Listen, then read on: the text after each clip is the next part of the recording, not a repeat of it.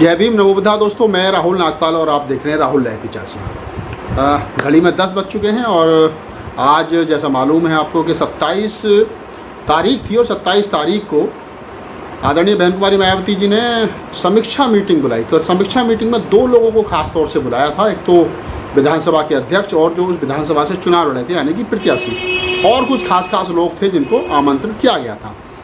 समीक्षा मीटिंग में 2-3 चीज़ बड़ी क्लियर होकर के आई कि एक तो मंडल कोऑर्डिनेटर का जो पद है वो ख़त्म कर दिया गया और एक जिला प्रभारी का जो पद है उसको भी समाप्त कर दिया गया है। साथ ही साथ प्रदेश भर में 3 प्रभारी जो है वो नियुक्त किए गए हैं, जिसमें पहले नंबर पे मुनकाद अली हैं, दूसरे नंबर पे जो है वो अपना विजय प्रताप जी आजमगढ़ वाले हैं, और तीसरे नंबर पे राजकुमार गौतम जो कि बुलंदशहर उत्तर प्रदेश से बिलोंग करते हैं। 3 लोगों को प्रभार सौंपा गया है कि वही लोग पूरे उत्तर प्रदेश को देखेंगे। इसमें 2 जाटव हैं और 1 मुस्लिम चेहरा है, यानी जाटव और मुसलमानों पर दाव लगाने की कोशिश की जा रही है।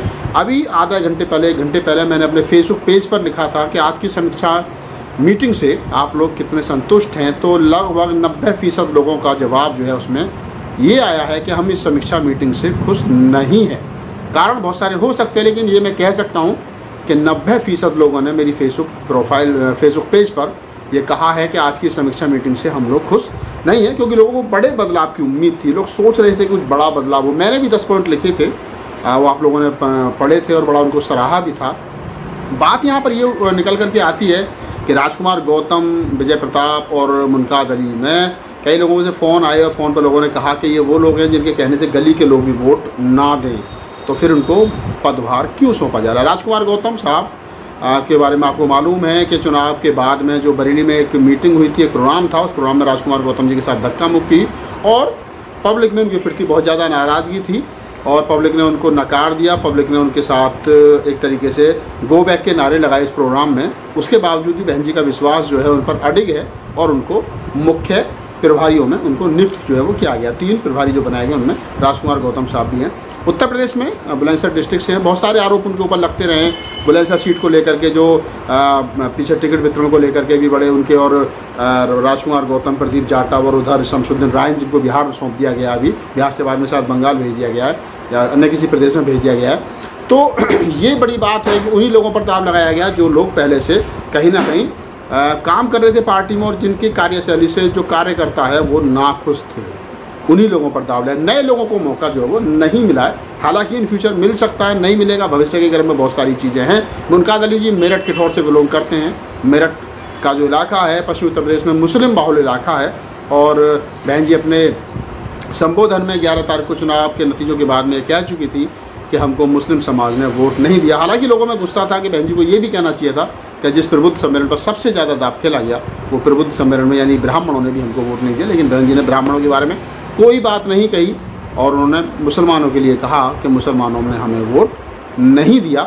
आज 3 लोगों को लगाया गया है। मैं बेहतर समझता, मैं कोई सलाह नहीं दे रहा हूँ, कोई राय नहीं दे रहा हूँ, कोई ज्ञान नहीं बांट रहा हूँ, लेकिन इतना कहने की कोशिश कर रहा हूँ कि अगर इसमें कोई ओबीसी भी होता, इसमें कोई माइनॉरिटी भी होता, यानी SC ST OBC माइनॉरिटी जिनकी बहुजन समाज पार्टी कही जाती है, अगर वो 2 चेहरे भी होते, एक जाटव होता, चल जाता, कोई दिक्कत नहीं है, तो 7 लोगों का विश्वास जुड़ता। जो परंपरागत वोट बसपा का रहा है उसमें मौर्य है, शाक्य है, कुशवाहा है, पटेल है, निषाद है, जो पूर्वांचल का ये वोट बसपा के साथ कभी बड़ी मजबूती के साथ खड़ा रहता था, वो जो वोट इस बार छोड़ करके भागा है उसको साधने के लिए शायद अभी कोई चेहरा बहन जी ने नहीं 3 लोगों में शामिल किया है। हालांकि बड़ा चेहरा सीमा कुशवाहा में एक बड़ा चेहरा है, हो सकता है इन फ्यूचर कोई बड़ी जिम्मेदारी दी जाए।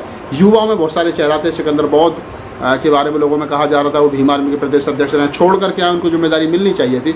सुरजीत सम्राट सीनियर लॉयर हैं सुप्रीम कोर्ट के, उनको जिम्मेदारी मिलनी चाहिए थी। सीमा कुशवाहा को जिम्मेदारी मिलनी चाहिए थी। लोगों ने यहाँ तक कहा कि जयप्रकाश को वापस लाना चाहिए, संदीप वाल्मीकि को जिम्मेदारी मिलनी चाहिए थी, और बहुत सारे ऐसे लोग हैं जिनको जिम्मेदारी मिलनी चाहिए थी, जिनको जिम्मेदारी नहीं मिली है। तो समीक्षा मीटिंग क्या लीपापोती रही है या इसके कुछ और दूरगामी परिणाम बहन जी के मन मस्तिष्क में चल रहे हैं, जो हमको निकट भविष्य में देखने को मिलेंगे। लेकिन लोगों की समझ में आज की जो समीक्षा मीटिंग है वो आई नहीं है। उनका लोगों का ज़्यादातर यही कहना है कि ये सिर्फ एक खाना पूर्ति करने की कोशिश की गई है। गुड्डू जमाली को पार्टी में दोबारा वापस लाया गया है और ये कहा जा रहा है कि उनको आजमगढ़ में उपचुनाव जो है वो लड़ाया जाएगा। बसपा पहली बार उपचुनाव जो है लोकसभा का लड़ रही है और बहुजन समाज पार्टी जब चुनाव लड़ रही है तो उसमें गुड्डू जमाली को आजमगढ़ से प्रत्याशी बनाया जा सकता है। बड़ी खबर है।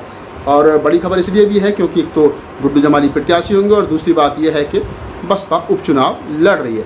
तो ये 3-4 चीज़ें मैंने बताया कि पब्लिक चाहती है कि जो आम वोटर है, आम जो दर्शक है, जो देख रहा है दूर बैठ कर के, वो चाहता है कि उन लोगों को पार्टी में शामिल किया जाए जो लोग मेहनत कर रहे हैं। जैसे जयप्रकाश का मैंने जिक्र किया कि जयप्रकाश को पार्टी में शामिल करना चाहिए, सुरजीत सम्राट को बड़ी जिम्मेदारी मिलनी चाहिए। मेरे लिए भी लोग कहते हैं कि राहुल नागपाल को बड़ी जिम्मेदारी मिलनी चाहिए, लेकिन हमें नहीं चाहिए, हम तो पत्रकार हैं, पत्रकारी रहना पसंद करते हैं। लेकिन जो लोग हमसे बेहतर कर सकते हैं उनको हम भी चाहते हैं कि सिकंदर बौद्ध भीम आर्मी के प्रदेश अध्यक्ष थे, छोड़ करके आए थे, उनको जिम्मेदारी मिलनी चाहिए।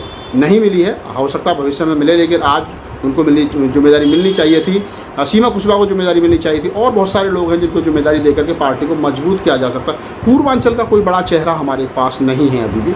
एक गुड्डू, अगर विजय प्रताप जी को छोड़ दिया जाए, वो आजमगढ़ से बिलोंग करते हैं, एससी दलित कम्युनिटी से हैं, लेकिन जिस प्रकार से पहले रामाचल राजभर छोड़ करके गए, लालजी वर्मा छोड़ करके गए, स्वामी प्रसाद मौर्य हुए, दद्दू प्रसाद हुए, और बाबू सिंह कुशवाहा हुए, और संजय निषाद हुए, या ओपी राजभर हुए, ये जो मोस्ट बैकवर्ड के जो लोग थे, जो कभी चट्टान की तरह बसपा के साथ खड़े रहते थे, उन चेहरों को पार्टी में आज शायद जोड़ना चाहिए था, जो नहीं जोड़ा गया। ऐसा कोई चेहरा पार्टी के पास है, बहुत सारे चेहरे जिनको आगे बढ़ाया जा सकता है।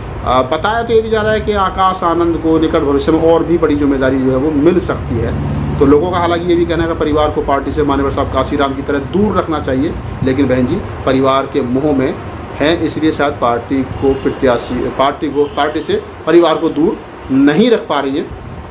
और बहुत सारे लोगों का बहुत सारी राय है, बहुत सारे सुझाव हैं, लेकिन मैं यहाँ एक बात ज़रूर कहूँगा कि बहन जी बड़ी नेता हैं, उनके मन मस्तिष्क में जो बात चल रही है उसके निकट भविष्य में शायद हो सकता है कि कुछ दूरगामी परिणाम मिले, लेकिन आम लोगों की जो राय है, आम लोगों की राय यही है कि पार्टी को मजबूत, अगर ईमानदारी से आप मजबूत करना चाहते हो तो उनको, बहन जी को कम से कम परिवार को दूर रखना चाहिए, और उन लोगों को जिम्मेदारी देनी चाहिए जो लोग, जिनकी छवि जो है वो साफ़ सुथरी है, और साथ ही साथ उन लोगों को जिम्मेदारी देनी चाहिए जिन लोगों की छवि के साथ साथ जो लोग मेहनत कश हैं और जो फूले अम्बेडकरी आंदोलन को बेहतर समझते हैं। यानी कि फूले अम्बेडकरी आंदोलन है क्या, उसको बेहतर तरीके से समझते हैं और बेहतर तरीके से बता सकते हैं। लोगों का ये भी कहना है कि हमको बहुजन हिताय बहुजन सुखाय की तरफ लौटना पड़ेगा, सर्वजन हिताय सर्वजन सुखाय से काम चलने वाला नहीं है।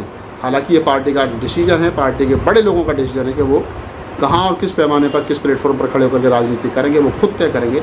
लेकिन आज की समीक्षा मीटिंग से लोगों में ज़्यादा कुछ है नहीं, और लोग कह रहे हैं कि सिर्फ एक खाना पूर्ति भर है, इससे कोई सुधार होने वाला नहीं है, क्योंकि राजकुमार गौतम और मुमताज़ अली और विजय प्रताप जी से लोग नाराज़ हैं और इनसे कुछ खास उम्मीद नहीं की जा सकती है।